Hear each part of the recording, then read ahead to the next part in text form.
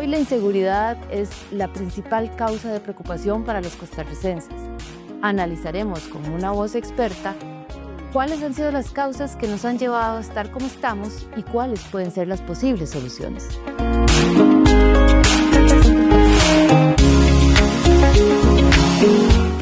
Este programa llega gracias al patrocinio de Urbanizadora Siglo XXI. Nos encontramos el día de hoy con una invitada de lujo, doña Tania Molina, una criminóloga, pero además ha sido una persona que ha investigado durante mucho tiempo el tema de la criminalidad y el narcotráfico en Costa Rica y todas sus vertientes. Y bueno, con un libro, Futuro Secuestrado, muy interesante, donde nos analiza el tema multidimensional que tiene la criminalidad y todo el tema de violencia en una sociedad. Y aprovechando esta experiencia suya en el Centro Perry, Centro Hemisférico de Defensa de Estados Unidos, y toda su experiencia y sus viajes, y con las recientes noticias que hemos tenido relativas al narcotráfico, queríamos analizar el día de hoy el tema del narcotráfico en su totalidad, en lo que podamos, porque es efectivamente multidimensional. Y como digo yo, es de las cosas que ataca el tejido social de la manera más cruel, sea por consumo, sea por destrucción de un barrio, sea porque estamos creando pandillas y toda una economía con un mal mensaje para la sociedad. Lo cierto es que del narcotráfico no podemos sacar absolutamente nada bueno y destruye desde lo pequeño a lo grande.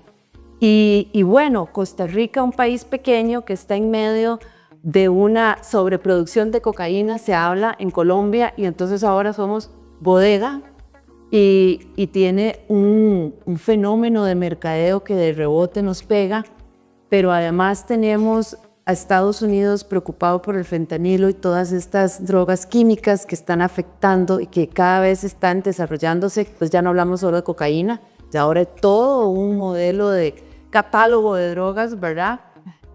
En medio de un país que está tratando de encontrarse cómo organizarse, porque tenemos un Estado que tiene multiplicidad de instituciones, tenemos un poder judicial que tiene todo este aparato con los juzgados, y tenemos la parte de las fiscalías que hacen las acusaciones cuando les llegan las pruebas, tenemos un OIJ como una policía que hace todas las investigaciones para poder llegar a un modelo de economía como es el narco, cada vez más sofisticado con plata. Pero por otro lado tenemos un poder ejecutivo y un poder legislativo que se tiran la pelota unos al otro diciendo, bueno, esto no es conmigo, esto es del otro.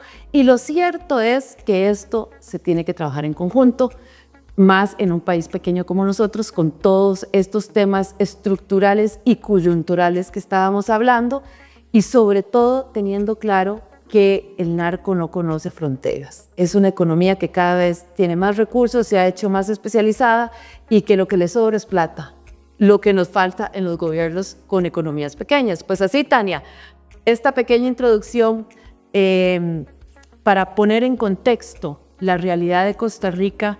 ¿Y cómo ves vos el tema, si realmente ya estamos perdiendo la autonomía como país frente a una embestida como narcotráfico, y si existen soluciones diferentes a las cárceles estilo El Salvador, o más bien deberíamos ir replanteando una solución más criolla, más a lo tico, como se ha hecho en el pasado? Bienvenida, muchísimas gracias por acompañarnos, todo un honor. Gracias por el espacio, porque es muy importante. Yo digo que no solo por la coyuntura, sino porque definitivamente es un tema que encierra múltiples aristas.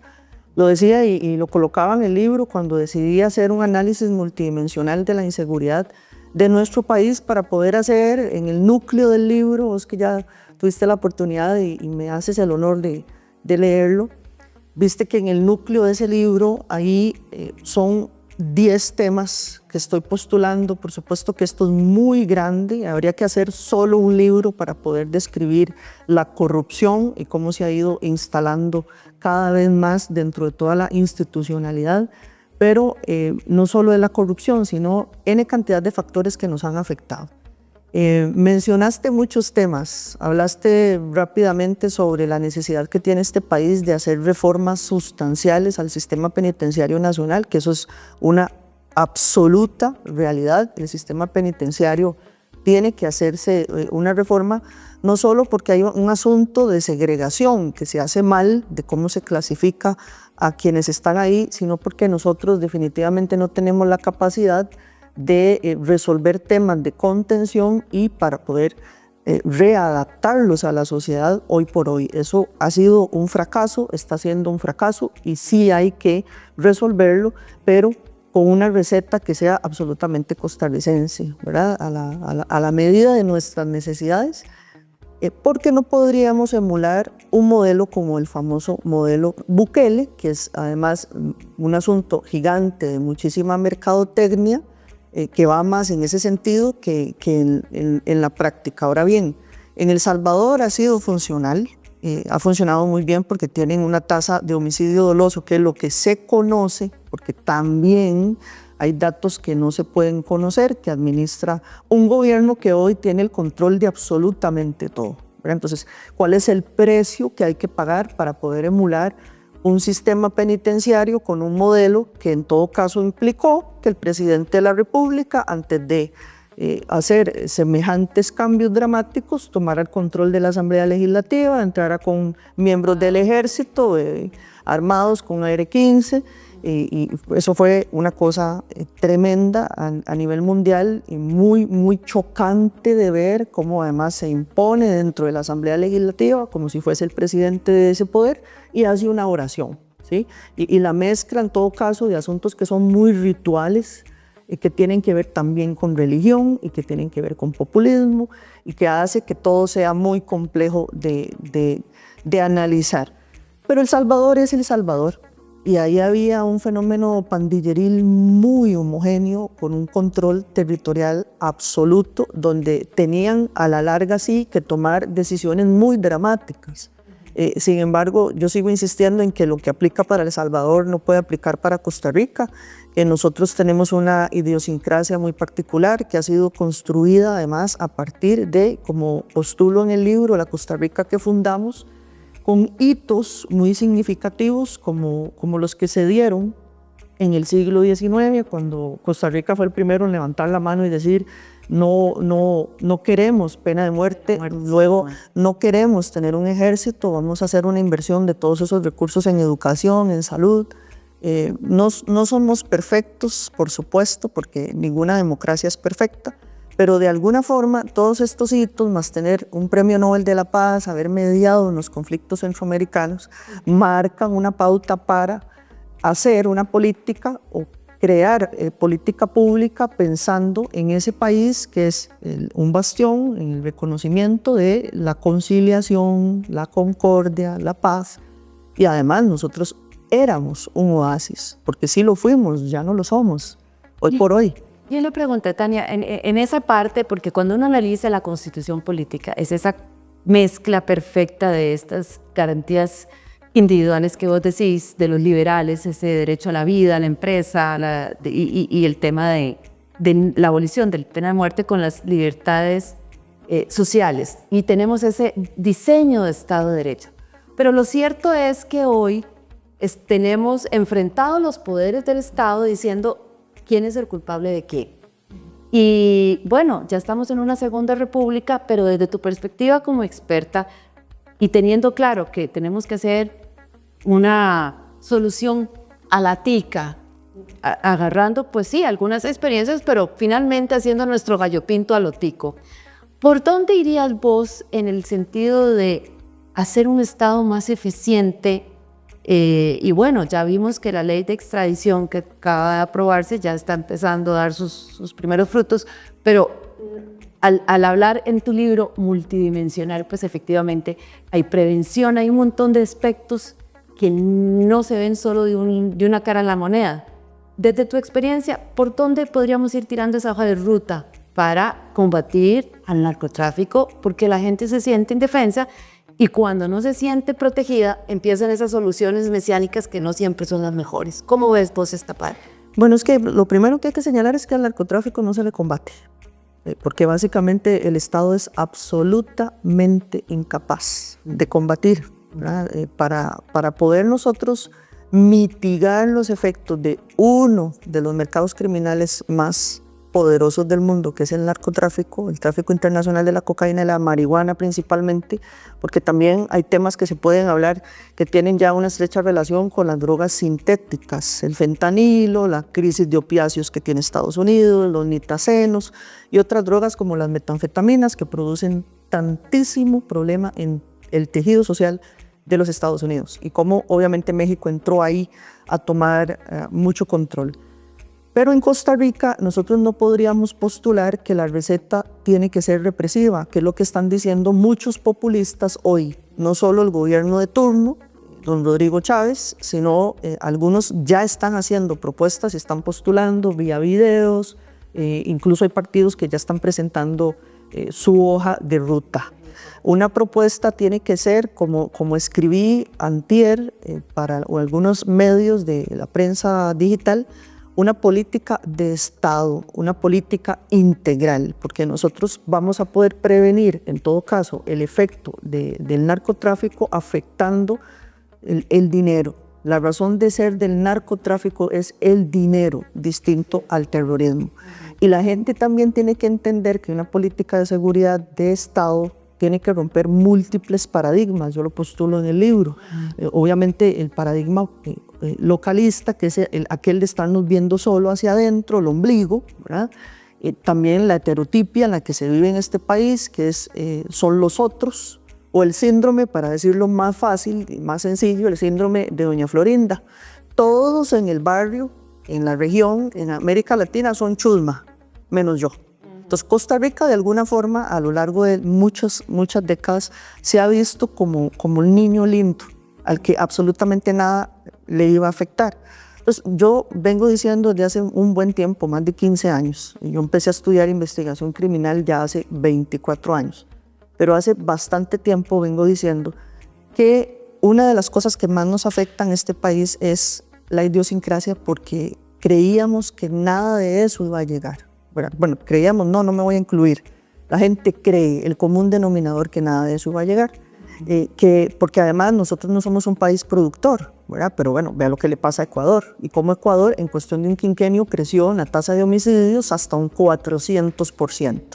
Cómo Costa Rica, además, de forma sostenida, ha crecido en la tasa de homicidio doloso. Y aquí sí hago un énfasis, porque el año pasado, al cierre, se celebra, no el año pasado, el 1 de enero de este año se celebra que nosotros cerramos con una mínima disminución en la tasa de homicidio doloso, pero no así la cantidad de costarricenses que están muriendo como víctimas colaterales, que eso ha sido un crecimiento exponencial. Y entonces, devolviéndome al tema del narcotráfico, ¿cuál es la hoja de ruta? Esa hoja de ruta tiene que implicarnos a todos, a los 3 poderes de la República, a las ONGs, a la empresa privada, a los empresarios, a las cámaras, las comunidades, todos estamos absolutamente implicados. Le voy a decir un ejemplo, ¿por qué? Bueno, no solo los que tienen poder para legislar pueden resolver, porque además este es un país absolutamente lleno de leyes, muchas leyes riñen con otras leyes. Yo, por ejemplo, no estoy de acuerdo con el apremio corporal. Yo creo que absolutamente nadie en este país debería estar privado de libertad por no pago. Entonces, es una ley que riñe con nuestra constitución política y que hace que tengamos más de 300 hombres de forma permanente en el sistema penitenciario que tienen que ser atendidos y que ahí, en todo caso, tenemos una bomba de tiempo por otras realidades que se dan, porque esto es un paísito. Los sistemas penitenciarios son países. Tienen un alto impacto y además que no van a poder conseguir trabajo en la cárcel. No van a poder. Sí, entonces, hay muchos temas dentro de las cárceles que son muy complicados, porque hemos visto cómo en América Latina, PCC o el mismo Tren de Aragua en Venezuela, nacen, crecen y se reproducen dentro de los sistemas penitenciarios con una lógica distinta de salir y de franquiciar y moverse por los países. Y ahí nos tocó a nosotros, obviamente, que ellos vean en este país un sitio muy laxo en la aplicación de la ley. Ni siquiera es que nos hace falta tanta ley como un asunto que tiene que ver con la aplicación de la ley. Y nos podríamos devolver a hablar, ahora lo decíamos fuera de cámaras, el estado de la justicia costarricense, como a nosotros obviamente nos hace falta, y los datos que postulan dentro de este estudio son muy interesantes, muy llamativos, pero muy preocupantes, porque realmente la Corte, el Ministerio Público, todo el Poder Judicial tiene que ser sí o sí reformado. ¿Y para qué? Para tratar también no solo de darnos justicia pronta y cumplida, que hoy no es así, porque es una realidad. Así es. Te lo decía fuera de cámaras, para que ellos tienen que hacer una reforma sustancial de cara a resolvernos los temas a la ciudadanía de justicia, que hoy no suceden. Vea lo que pasa con los femicidios en el país. ¿Cómo es posible que son casos que no se resuelven, o hay muchísimos casos de violencia sexual? Porque es que aquí solo se habla de narcotráfico siempre, que es lo que más llama la atención, y además es donde más se imprime violencia homicida, porque ese es el mecanismo. Ellos instrumentalizan con el homicidio doloso y con las víctimas colaterales. Pero de la violencia sexual no se habla, y hay cualquier cantidad de casos que nunca se resuelven y que además pasa un asunto que es que caducan, nunca se resolvió, nunca se convocó a la persona, o los temas que tenemos ahí, las dificultades en cuanto a cómo se revictimiza a la persona que fue, valga la redundancia, víctima de violencia sexual. Entonces son múltiples aristas, pero definitivamente nosotros en este momento, en estos meses de un año que es preelectoral, no vamos a encontrar soluciones, porque necesitamos que el Estado se articule. Y hoy tenemos a los tres poderes de la República, a la Contraloría General también de la República y nuestro Tribunal Supremo de Elecciones en conflicto. ¿Porque lo buscaron? No, ¿verdad? Por supuesto, porque esto ha sido desde el Ejecutivo. Pero hay una pugna constante y permanente de ofensas, incluso de apodos, de bromas, risotadas y faltas de respeto que emanan desde el más alto liderazgo ejecutivo y que difícilmente va a procurar soluciones, por lo menos para este año. Yo no las estoy viendo. No, y lo que está claro es que el narcotráfico está muy bien organizado, tiene todos los recursos del mundo, como vos estás diciendo, y cada vez va haciendo más cuenta con mejores formas de llegar a lavar dinero o de ingresar la droga a los barrios y a otros países. Yo creo que la gran reflexión aquí, Tania, es que esto es entre todos, como bien decís, y esto requiere sí o sí comunicación de los poderes, porque al juez le tiene que llegar la prueba bien hecha, porque si no, entonces no va a poder ejercer como es debido la legislación. La Fiscalía tiene que hacer lo propio porque esas investigaciones lleguen. El poder, el OIJ, aquí lo entrevistamos hace un tiempo, y no es la primera vez que lo ha dicho, necesito recursos, porque tigre suelto contra burro amarrado, ¿verdad? Entonces, y solo por poner el Poder Judicial. Y por otro lado tenemos al Ministerio de Seguridad que se queja que lo suelta. Entonces aquí el que sale ganando hoy y un día también es el narcotráfico y las pandillas, que además se muta. Hoy quito uno, mañana hay 3 en fila para poder agarrar ese puesto, y la Asamblea Legislativa legislar en lo que le corresponde. Y tender esos puentes solo es la única forma para poder sacar lo que se requiere de un lado del otro, para que no terminemos como otros países, que Dios no lo quiera, donde no se pusieron de acuerdo, y los que sí se pusieron de acuerdo, la acera al frente, lograron desestabilizar la economía y la política y las instituciones, la institucionalidad del Estado, y eso es lo que no queremos. Así que bueno, muchísimas gracias por que me consta no es reciente tu llamada y reflexión y estudio, y ojalá puedan leerse el libro. De verdad que está muy interesante y es un análisis, efectivamente, como vos decís, que no nos roben el futuro, que ese futuro no se nos secuestre, y muchísimas gracias, de verdad. Con mucho gusto, para servirte, gracias. Muchísimas gracias.